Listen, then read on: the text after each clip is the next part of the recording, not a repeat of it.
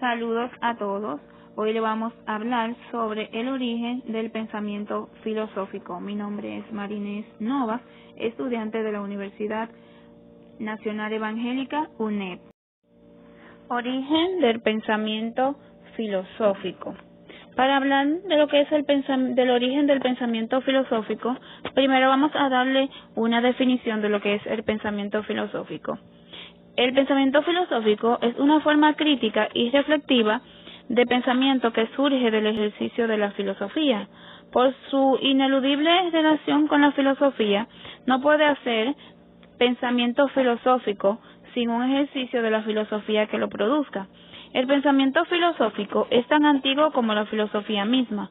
Podemos ubicar su inicio occidental en la antigua Grecia, donde surgió la filosofía.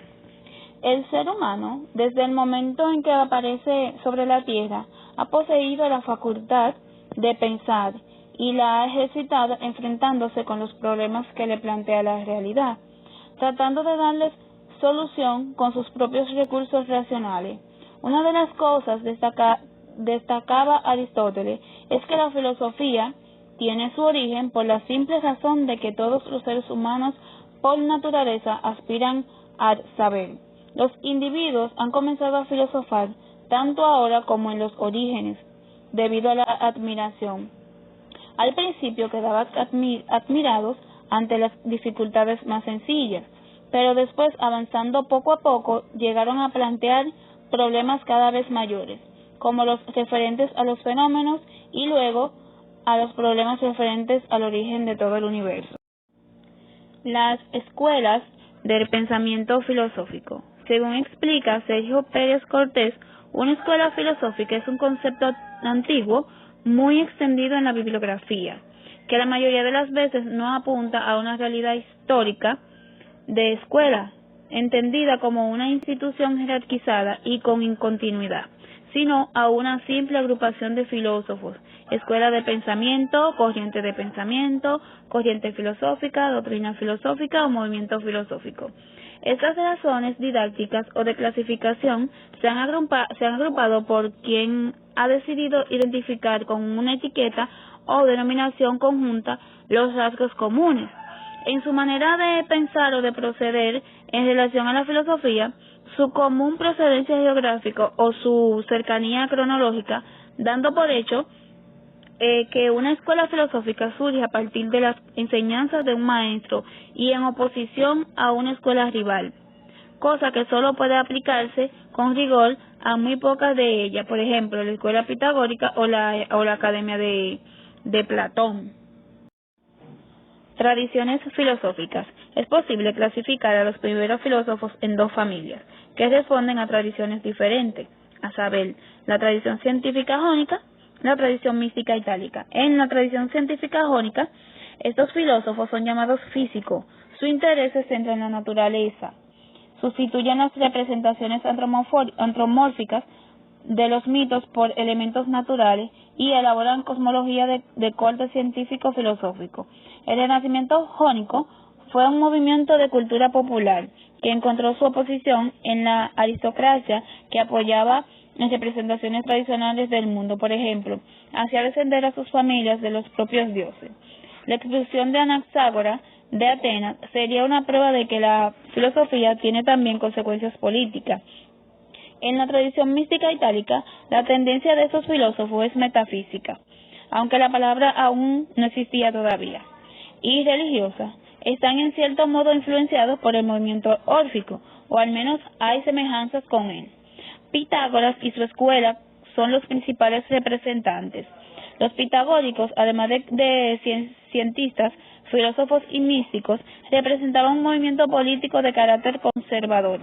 Parménides y su escuela, aunque diferentes al de los Pitágoras, se puede incluir también aquí. Escuela de pensamiento de los filósofos de Jonia. Entre los filósofos de Jonia se encuentran Anaximandro de Mileto, Anaxímenes de Mileto, Heráclito de Éfeso y Tales de Mileto. Se dice que el primer pensador considerado como un filósofo fue Tales de Mileto, originario de esta ciudad. Tales de Mileto era un hombre inquieto y viajero. sabio de Grecia, que fue matemático, astrónomo, político y fama de sabio distraído. Anaximandro de Mileto.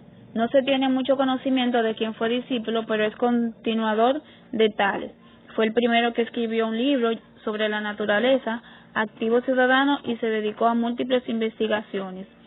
Entre esas se encuentra el mapa terrestre, trabajo para determinar la distancia y tamaño de las estrellas, así como la afirmación de que la Tierra era esférica y ocupaba el centro del mundo.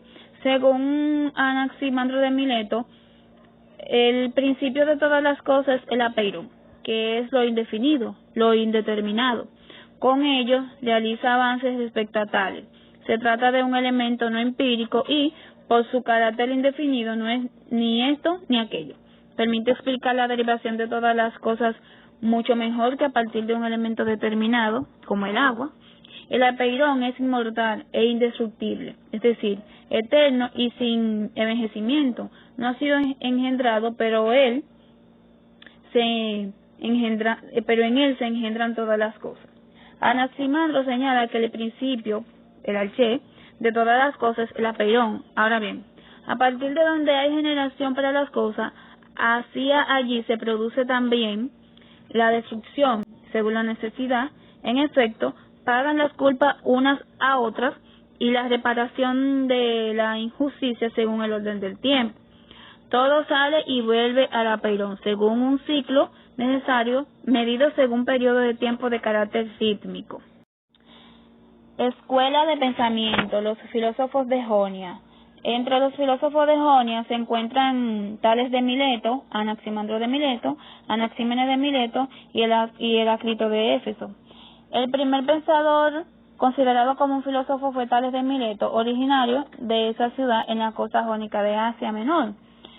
Tales de Mileto es descrito como un hombre inquieto y viajero, sabio de Grecia.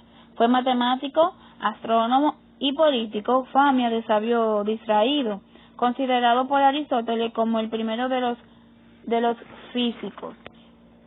Anaximandro de Mileto, que no se tiene mucho conocimiento de quién fue su discípulo, pero es continuador de Tales. Fue el primero que escribió un libro sobre la naturaleza. Según Anaximandro de Mileto, el principio de todas las cosas es el ampeiro, que es lo indefinido, lo indeterminado. Con ello, realiza avances respecto a Tales. Se trata de un elemento no empírico y, por su carácter indefinido, no es ni esto ni aquello. Permite explicar la derivación de todas las cosas mucho mejor que a partir de un elemento determinado, como el agua. El ampeiro es inmortal e indestructible, es decir, eterno y sin envejecimiento. No ha sido engregado, pero él se engregaron todas las cosas. Anaximandro señala que el principio, arché, de todas las cosas es el ampeiro. Ahora bien, a partir de donde hay generación para las cosas, hacia allí se produce también la destrucción, según la necesidad. En efecto, pagan las culpas unas a otras y la reparación de la injusticia según el orden del tiempo. Escuela de pensamiento de los filósofos de Jonia. Entre los filósofos de Jonia se encuentra Tales de Mileto, Anaximandro de Mileto, Anaxímenes de Mileto y Heráclito de Éfeso. El primer pensador considerado como un filósofo fue Tales de Mileto, originario de esta ciudad en la costa jónica de Asia Menor. Es descrito como un hombre inquieto y viajero, sabio de Grecia. Fue matemático, astrónomo y político. Fama de sabio distraído, considerado por Aristóteles como el primero de los filósofos.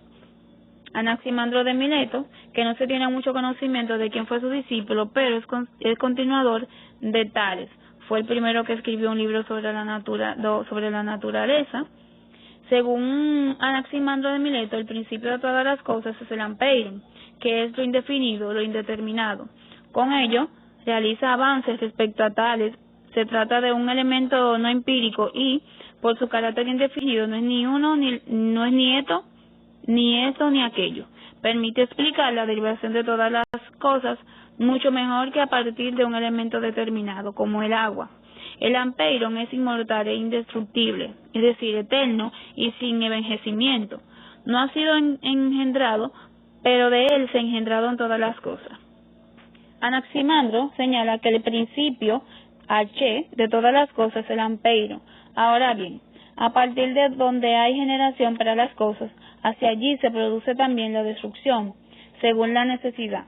En efecto, pagan las culpas unas a otras y la reparación de la justicia según el orden del tiempo.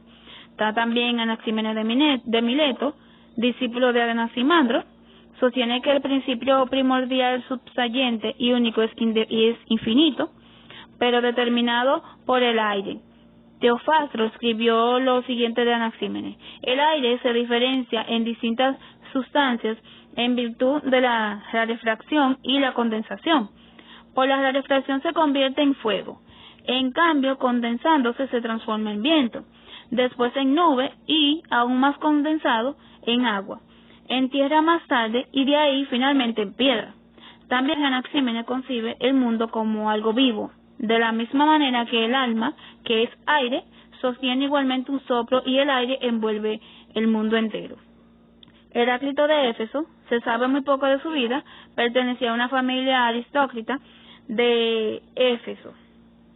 Según Heráclito, este mundo, el mismo para todos los seres, no lo ha creado ninguno de los dioses o de los seres humanos, sino que fue, es y será fuego eternamente vivo, que se enciende con medida y se apaga con medida.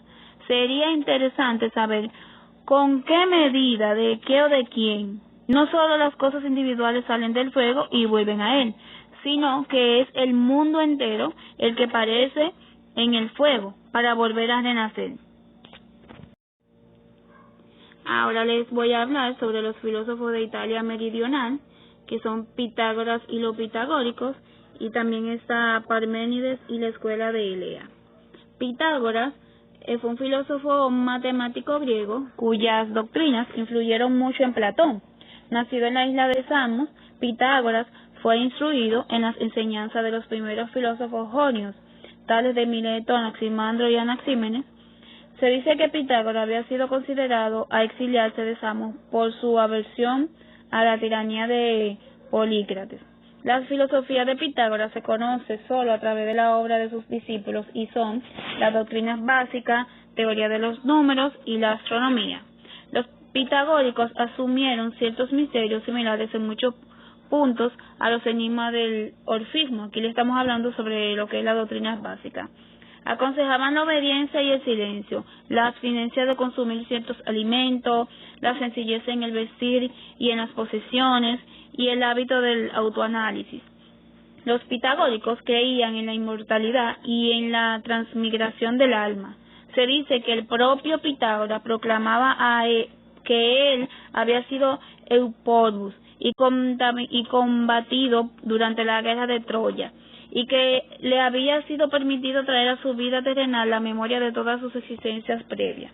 En la teoría de los números, entre las amplias investigaciones matemáticas realizadas por los pitagóricos, se encuentran sus estudios de los números pares e impares y de los números primos y de los cuadrados, esenciales en la teoría de los números.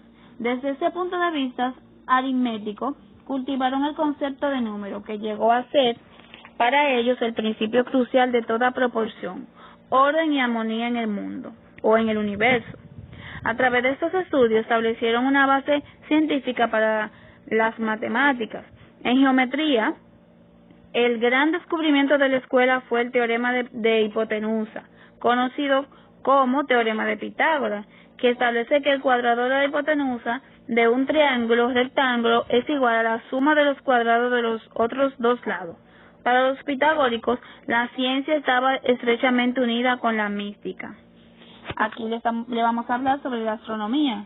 Según Pitágoras, la astronomía de los pitagóricos marcó un importante avance en el pensamiento científico clásico, ya que fueron los primeros en considerar la Tierra como un globo que gira junto a otro planeta alrededor de un fuego central. Explicaron el orden armonioso de todas las cosas como cuerpos moviéndose de acuerdo a un esquema numérico, en una esfera de la realidad sencilla y omnicomprensiva. Parménides y la escuela de Elea. Parménides vivió sobre el 500 a.C. Fue un filósofo griego considerado por muchos por muchos eruditos como el miembro más importante de la escuela eleática. Se dice que visitó Atenas a la edad de 65 años y que en tal ocasión Sócrates, entonces un hombre joven, le oyó hablar. Parménides expuso su filosofía en forma de verso y su única obra que ha perdurado se nutre de extensos fragmentos de un poema didáctico sobre la naturaleza. Según Parménides, la teoría de Parménides de que el ser no puede originarse del no ser y que el ser ni surge ni desaparece fue aplicada a la materia por sus sucesores Empédocles y Demócrito, que a su vez la convirtieron en el fundamento de su explicación materialista del universo. Parménides parte de un principio evidente por el cual pretendrá construir la vía de la verdad y deduce que el ser, lo que es ingénito e imperecedero, finito, continuo y único, indivisible e inmovible. Ahora vamos a hablar sobre lo que son los últimos presocráticos. Entre ellos se encuentran Empédocles, Anaxágoras y Demócrito. Empédocles fue un filósofo griego, estadista y poeta. El conocimiento moderno de la filosofía de Empédocles se basa en los fragmentos que perduran de sus poemas sobre la naturaleza y la purificación. Afirmaba que todas las cosas están compuestas de 4 elementos principales: tierra, aire, fuego y agua, 2 fuerzas activas y opuestas, amor y odio, o afinidad y antipatía. Actúan sobre estos elementos, combinándolos y separándolos dentro de una variedad infinita de formas. De acuerdo con Empédocles, la realidad es cíclica. Al comenzar un ciclo, los 4 elementos se encuentran unidos por el principio del amor. Anaxágoras fue un filósofo griego. Fue responsable de introducir la noción de nous, en griego, pensamiento o razón. En la filosofía de los orígenes, sus procedores habían estudiado los elementos tierra, aire, fuego y agua como realidad última. Anaxágoras explicó su filosofía en su obra Peripiseos, pero solo algunos fragmentos de sus libros han perdurado. Mantenía que toda la materia había existido en su forma primitiva como átomos o moléculas, que estos átomos, numerosos hasta el infinito o indefinitivamente pequeños, habían existido desde la eternidad, y que el orden que surgió al principio de ese infinito caos de átomos diminutivos era de efecto de la actuación de una inteligencia eterna. También consideraba que todos los cuerpos son simples agresiones de átomos. Así, una barra de oro, acero o cobre se compone de inconcebibles partículas diminutas de materia. Demócrito fue un filósofo griego que desarrolló la teoría atómica del universo concebida por su mentor, el filósofo Leucipo. Según la teoría atómica de la materia de Demócrito, todas las cosas están compuestas de partículas diminutas, invisibles e indestructibles, de manera pura, o pura, en griego átomo indivisible, que se mueven por la eternidad de un infinito espacio vacío. Aunque los átomos estén hechos en la misma materia, difieren en forma, medida, peso, secuencia y posición. Las escuelas filosóficas. Estas escuelas son las escuelas filosóficas en Grecia, las escuelas filosóficas del estoicismo, la del epicureísmo y pirronismo. Las escuelas filosóficas es un concepto antiguo muy extendido en la bibliografía, que la mayoría de las veces no apunta a una realidad histórica de escuela entendida como una institución jerarquizada y con continuidad, sino a una simple agrupación de filósofos que por razones didácticas o de clasificación se han agrupado por quien ha decidido identificar con una etiqueta o denominación conjunta los rasgos comunes en su manera de pensar o de proceder en la relación de la filosofía. La filosofía griega constituyó el fundamento de toda la especulación filosófica en el mundo occidental. Aquí les estamos hablando sobre la escuela filosófica en griega. Las hipótesis intuitivas de los antiguos griegos presagiaron diversas teorías de la ciencia moderna. Incluso muchas de las ideas morales elaboradas por los filósofos griegos han sido incorporadas a la doctrina moral cristiana. Además, las ideas políticas desarrolladas por los pensadores griegos han influenciado a muchos líderes políticos a lo largo de la historia. Escuela del estoicismo. El estoicismo, escuela de filosofía occidental fundada en la antigua Grecia, opuesta al epicureísmo en su modo de considerar la vida y el deber. Su contribución más importante a la lógica consistió en acuñar el silogismo hipotético como un método de análisis. Sostenían que toda la realidad es material, pero que la materia misma, que es pasiva, se distingue del principio activo o animado. Logos que concebían tanto como la razón divina y también como un tipo sutil de entidad material, un soplo o fuego que todo lo impregna, tal como el filósofo griego Heráclito había supuesto sería el principio cósmico. Escuela del epicureísmo. Sistema de filosofía basado sobre todo en las enseñanzas del filósofo griego Epicuro. La doctrina más conocida, pero asimismo más discutida por los modernos tratadistas del epicureísmo, es que el placer constituye el bien supremo y la meta más importante de la vida. Se prefieren los placeres intelectuales a los sensuales, que tienden a perturbar la paz del espíritu. También está la escuela del pirronismo. Pirrón fue un filósofo clásico griego que introdujo el escepticismo puro dentro de la filosofía griega y creó la escuela conocida como pirronismo, y por ello se lo considera el fundador del escepticismo filosófico. Pirrón pensaba que la naturaleza real de las cosas no puede ser en verdad comprendida, y por ello es importante alcanzar el conocimiento objetivo. Mantenía que la actitud para el filósofo es la imperturbabilidad y la suspensión total del juicio, y que en esta actitud se asienta la libertad de la pasión, la calma de la mente y la tranquilidad del alma, que constituyen las cualidades humanas más altas y meritorias. La filosofía en Occidente. La filosofía de Occidente nace de manera formal en Grecia con los filósofos griegos, con el paso del mito al logos, en la búsqueda del principio único de todas las cosas. Estos principios, aunque para cada uno de ellos era diferente, coincidían en la existencia de un origen último. Los orígenes de la filosofía occidental.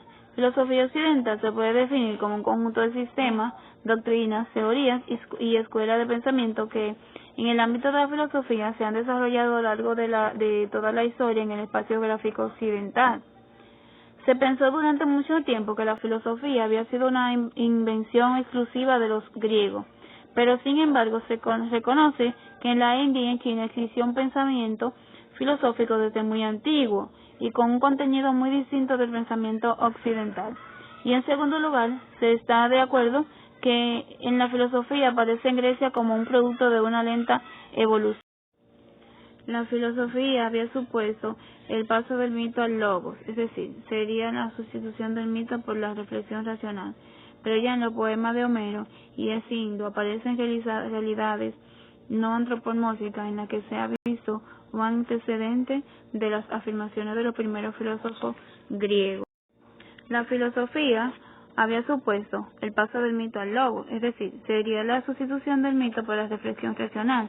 Pero ya en los poemas de Homero y Hesíodo aparecen realidades no antropomórficas en las que se ha visto un antecedente de las afirmaciones de los primeros filósofos griegos. Aparición de la filosofía en Grecia. Aunque la aparición de la filosofía en Grecia, y en aquel momento todavía la filosofía y la ciencia eran una misma cosa, no fuera un milagro, sí supuso un trascendental paso hacia adelante. Supuso la superación de los mitos antropomórficos y de la inteligencia práctica técnica en favor de una reflexión que maneja entidades abstractas y que es de carácter teórico y general. Este paso fue dado en Occidente únicamente por los griegos. Aquí les voy a hablar sobre lo que son los primeros filósofos y cómo se les llamaban. Se les suele conocer con el nombre de filósofos presocráticos, pero la denominación es desafortunada. Filósofos. Los más antiguos fueron llamados con el nombre de sabios. Y sabios eran llamados también los poetas, los videntes, los artistas y los médicos. Pitágoras fue, al parecer, quien inventó la palabra filósofa. amante y buscador de la sabiduría o Sofía, al afirmar que ninguno de los hombres es sabio sino solo Dios, y que el ser humano no puede ser llamado sofos sino únicamente filósofos. Parece ser que fue en el círculo socrático donde el término recibió su significado definitivo actual. Estas personas son también técnicas, científicas, políticas y a veces hasta magos y dramaturgos, seres humanos universales. Por tanto, cronológicamente, no todos los fueron. Algunos son contemporáneos de Sócrates y Demócrito. Murió mucho más tarde. Algunas características de los primeros filósofos son que todos ellos viven en Colonia de Jonia o Italia meridional, aunque debieron ser grandes viajeros. También que todos ellos se centran en el estudio de la naturaleza. La filosofía pretende sustituir a los mitos, dando una respuesta racional al mismo problema que estos pretendían resolver, el problema de los orígenes. Los primeros filósofos buscan determinar el principio, que ese se le llamaba arché, último y eterno del que todo procede y del que todo se compone. Todos ellos debieron ser escritores, salvo probablemente tales, pero sus obras se han perdido. Quedan solo fragmentos citados por autores posteriores, junto a interpretaciones que son poco de fiar. Y por último, la filosofía en Latinoamérica. En América Latina, el desarrollo filosófico podría considerarse algo nuevo, pues apenas desde el siglo XVIII se empezaron a dar indicios de pensamiento por parte de los latinos, quienes, aunque aún se encontraban bajo el dominio español, ya daban con las primeras ideas, no solo teológicas o de críticas sociales, sino de libre pensamiento y revolución. Aún así, a nivel europeo ya se tenían bases pensamientos filosóficos de más de 20 siglos. Ya para mitad del siglo XIX, cuando la mayoría de países de América Latina eran independientes, al menos políticamente hablando, el pensamiento filosófico había avanzado, pero aún se tenían lazos con el pensamiento colonial, y eso hacía que el avance del pensamiento fuera algo más lento. Una filosofía latinoamericana que piense y se interrogue sobre nuestra realidad y nuestras cosmovisiones está aún por construirse. Es un proceso de pensamiento que tiene que fundar primero una tradición filosófica y una tradición en la historia del pensamiento. No es un periodo de décadas, sino de siglos. América Latina es todavía un continente nuevo en el ejercicio de pensar desde una perspectiva filosófica. Hasta aquí mi participación. Muchas gracias por todo.